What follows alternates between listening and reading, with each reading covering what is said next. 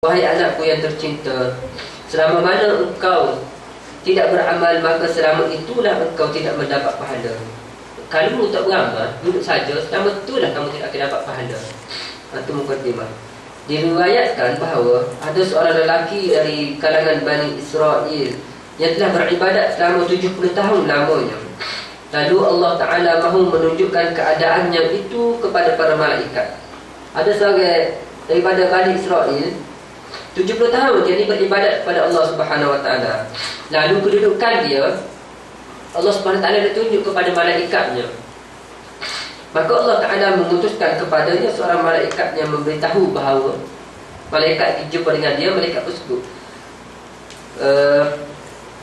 walaupun ia telah beribadat 70 tahun lamanya, namun ia masih belum layak untuk masuk ke dalam syurga. Dia disebut begitu kepada orang Israel, Bani Israel tadi. Faham tak kita? Kawan ini beribadat 70 tahun lamanya. Lalu Allah Subhanahu Wa Taala memutuskan seorang malaikat disebut kepada Bani Israel tadi, menyatakan kepada dia ni tidak akan masuk syurga dengan amalan yang dia buat. Lalu apabila malaikat ini selesai memberitahu hal ini kepadanya, lalu ia berkata, kawan itu jawab, ada malaikat sebut begitu, orang Bani Israel tadi jawab. Dia jawab macam mana? Dia kata, ini bukan urusan saya. Saya diciptakan untuk beribadat kepada Allah, maka itulah kerja yang mesti saya lakukan. Apabila malaikat itu kembali kepada Allah, lalu ia berkata, wahai Tuhanku, sesungguhnya engkau maha mengetahui apa yang telah diperkatakannya. Lalu Allah Subhanahu Wa Taala berfirman, apabila hambaku itu tidak berpaling daripada beribadat kepadaku, maka aku membalasnya dengan kemurahanku. Aku juga tidak akan berpaling daripadanya. Saya cerita jawapan yang orang Bani Israel ni bagi kepada malaikat. Malaikat pun balik sembuh pula kepada Allah Subhanahu Wa Taala. Malaikat sebut, kamu tahu tak? Kamu tahu sebagai malaikat, kamu tahu jawapan yang dia telah sebut. Lalu Allah Subhanahu Wa Taala bersebut, kalau dia duduk stay dalam keadaan sentiasa beribadat kepada aku, maka dia akan masuk syurga. Allah Subhanahu Wa Taala bagi jaminan. Dan Allah Subhanahu Wa Taala ni tidak akan berpaling daripadanya. Sebab dia beribadat dia bukan untuk masuk syurga. Ni kalau kita ngaji tasawuf lebih tinggi lagi lah.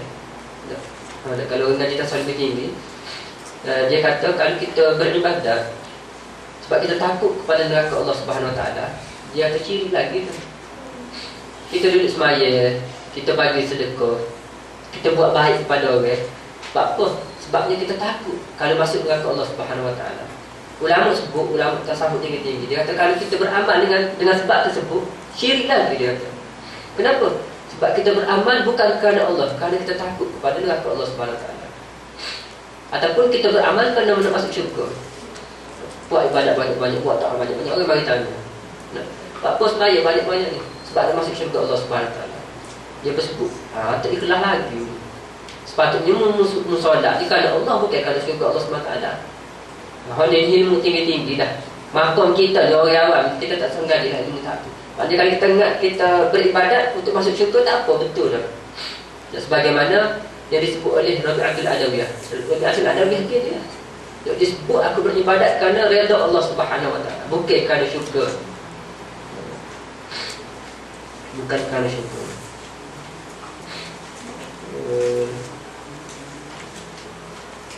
Ada satu cerita, ada seorang kalau cerita ni 40 tahun disebut. Ada seorang manusia ni, dia beribadat kepada Allah Subhanahu Wa Taala selama 40 tahun. Lalu dia mati. Dia bertemu dengan Allah Subhanahu Wa Taala. Allah Subhanahu Wa Taala sebut dia, baik, kamu boleh masuk syurga aku dengan rahmat aku. Allah Subhanahu Wa Taala sebut begitu je. Kejut dia. Dan bapaknya berkata, dia protes, aku nak masuk syurga dengan amalan aku buat 40 tahun. Lalu Allah Subhanahu Wa Taala sebut, kalau kamu nak masuk syurga dengan amalanmu 40 tahun, dia kata, amalan yang kamu buat 40 tahun ni untuk membayar nikmat mata sebelah. Allah Subhanahu Wa Taala ambil mata dia sebelah. So, kamu nak bayar nikmat mata sebelah dengan ibadat 40 tahun membuat dia tak pandai lagi. Tu baru mata sebelah. Tak. Kalau ambil telinga sebelah lagi, ada. Lalu dia kata, masuk tempat orang layak bagi kamu adalah neraka. Dia pun masuk neraka. Masuk neraka jerit dia, ya Allah, saya kata masuk syurga-Mu dengan rahmat-Mu. Lalu dia berkata, baik, keluarkan dia, masukkan dia ni ke syurga aku dengan rahmat aku. Aku boleh masuk dia dengan rahmat dia. Maknanya amal yang kita buat tak boleh lagi masuk syurga. Tapi ke mana-mana kita kena beramal juga. Ada. Okey. Dan telah bersabda Rasulullah sallallahu alaihi wasallam, hasibu anfusakum qabla an tuhasabu wa zinu a'malakum qabla an tuzanu.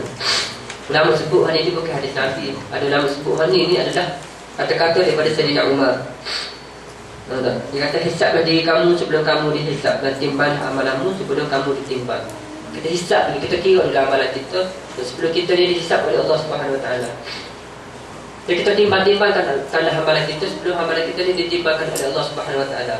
Ulama sebut, kalau kita banyak buat hisab di muka bumi ni, hari akhirat kelak kita akan sedikit dihisab oleh Allah Subhanahu Wa Taala. Kita akan mendapat sedikit tempoh hisab daripada Allah Subhanahu Wa Taala.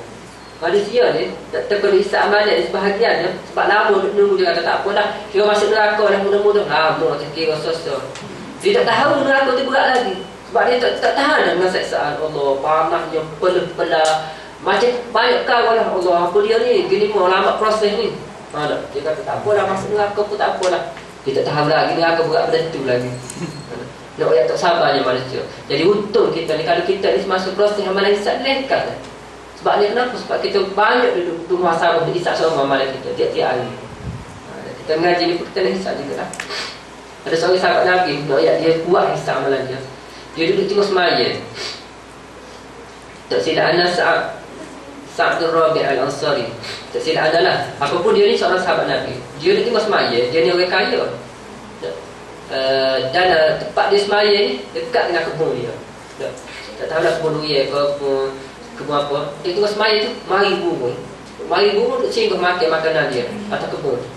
Jadi tak musyuk dia semaya.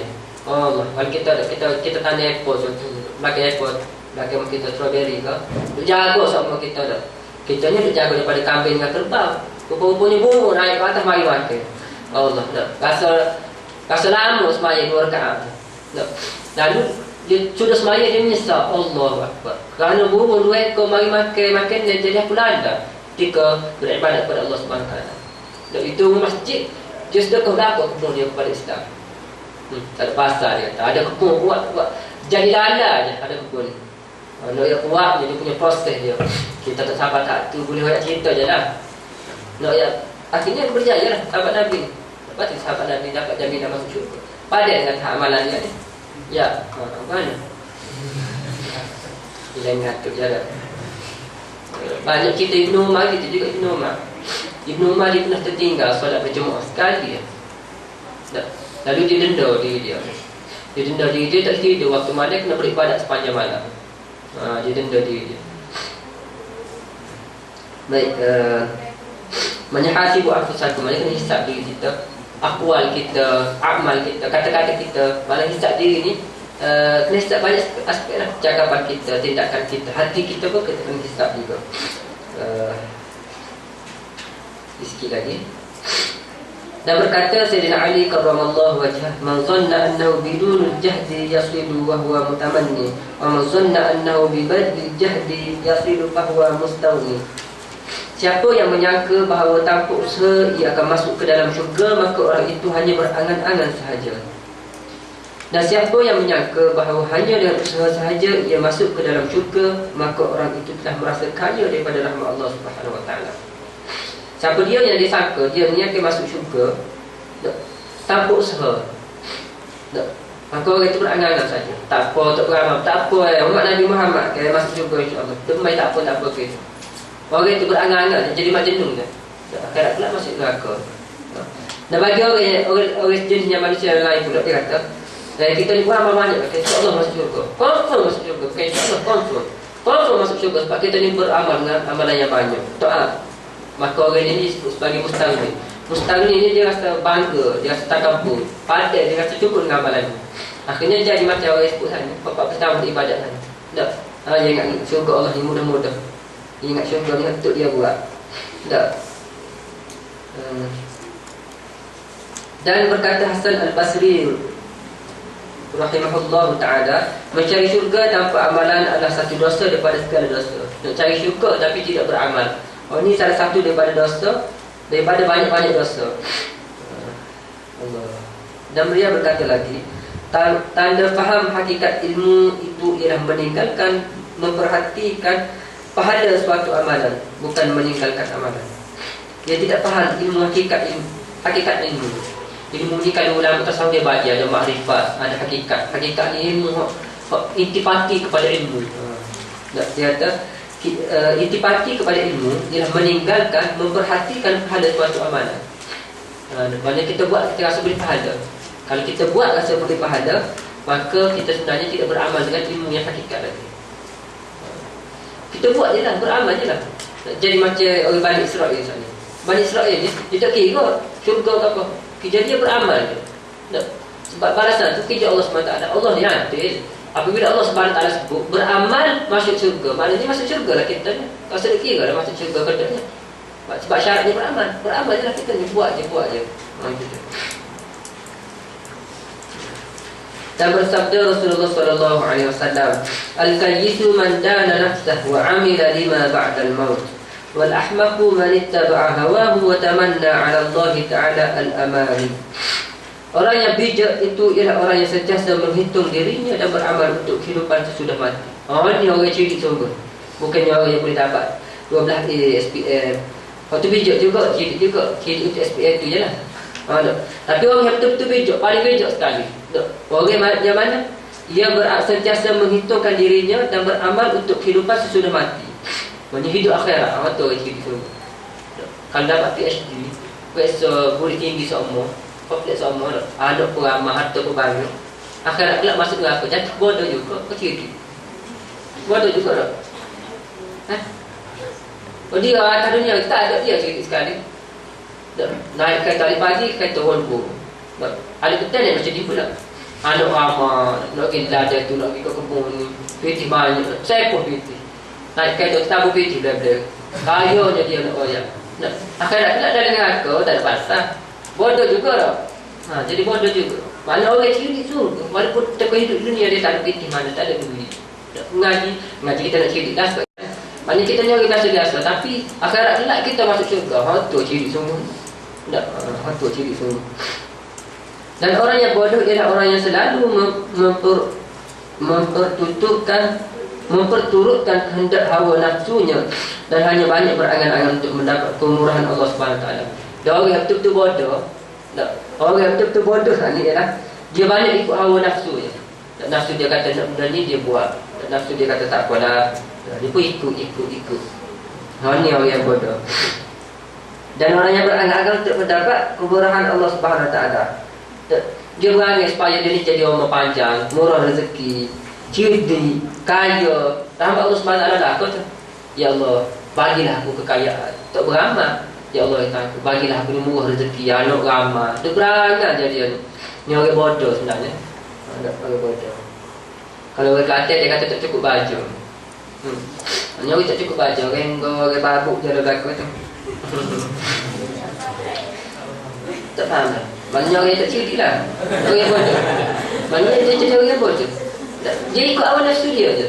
Nak ikut awal nafsu dia. Dan juga banyak berangan-angan nak dapat rahmat Allah SWT, supaya panjang umur, supaya umur rezeki. Jadi kita kena tengok diri masing-masing. Tak tengok orang lain lah. Kita jenis kat orang lain lah. Tak usah tengok kita. Kita pun kita juga banyak ikut awal nafsu. Dan kita baca yang terakhir, nasihat yang ke-6. Hakikat hidup, cinta dan amal. Ni hakikatnya. Yang kelima. Patut tugas mudah.